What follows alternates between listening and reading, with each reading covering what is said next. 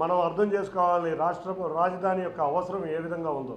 అంటే మన అమరావతి అనే నగరం వస్తే మన రాష్ట్ర తలసరి ఆదాయమే కాదు, మన బిడ్డల భవిష్యత్తు బాగుంటుందని ఆయన తలంచి ఆ రోజు ఆయన ఒక్క మాట పిలిస్తే 53 రోజుల్లో రైతులందరూ ఏకగ్రీవంగా 26,000 మంది రైతులు 33,000 ఎకరాలు మాట్లాడకుండా ఆయనకి ఇచ్చారు. అంటే ఆయన మీద ఉన్న నమ్మకం, ప్రజల్లో ఉన్న ఆయన మీద ఉన్న విశ్వాసం, అటువంటి వ్యక్తి ఈ రాజధాని రావటంలో ముఖ్య భూమిక. చూస్తే ఎవరో కూడా ఈ బిల్లు రాదు, ఇవాళ వీళ్ళు ఏ కబుర్లు చెబుతున్నారు అని ముందు రకరకాల వ్యాఖ్యానాలు చేశారు. కానీ పార్లమెంటు వేదికగా బిల్లు రావటమే కాకుండా ప్రధానమంత్రి గారితో మాట్లాడి, హోంమంత్రి గారితో మాట్లాడి రాజధాని బిల్లును ప్రవేశపెట్టడమే కాకుండా దేశ చరిత్రలో ఒక రాష్ట్ర రాజధానికి నోటిఫికేషన్ ఫస్ట్ తెచ్చిన వ్యక్తిగా ఖ్యాతి చెందిన వ్యక్తి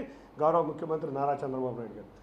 ఇక్కడ మీరు ఇంకొక విషయం కూడా అర్థం చేసుకోవాలి. లోక్సభలో రాజ్యసభలో బిల్లు వచ్చిన సందర్భంగా మనం చూస్తే 2 రోజుల సమయమే మిగిలి ఉంది. 12:15కి లోక్సభలో బిల్లు ప్రవేశపెడితే 12:15కి అన్ని పక్షాలు కూడా అమరావతి ఇమ్మీడియట్గా కావాలి, దీని మీద ముందు చర్చిద్దాం అని 12:15కి అదే రోజు లోక్సభలో అన్ని పక్షాలు కూడా చర్చకు ఒప్పుకోవడం, అది అమరావతికి ఉన్న విశిష్టత. అంతేకాకుండా మీరు చూస్తే ఆ రోజు లోక్సభలో అన్ని పక్షాలు, ఇండియాలో ఉన్న ప్రతి పక్షం కూడా అమరావతి రాజధాని రావాలి, అమరావతి రాజధాని.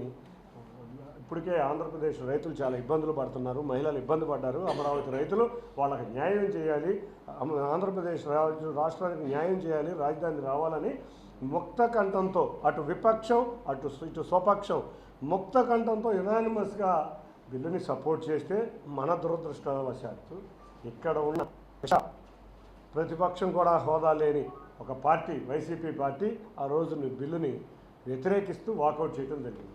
లోక్సభలో ఆ స్టాండ్ తీసుకుంటే రాజ్యసభ వచ్చే సమయానికి అన్ని పక్షాలు మళ్ళీ సమర్థించినాయి.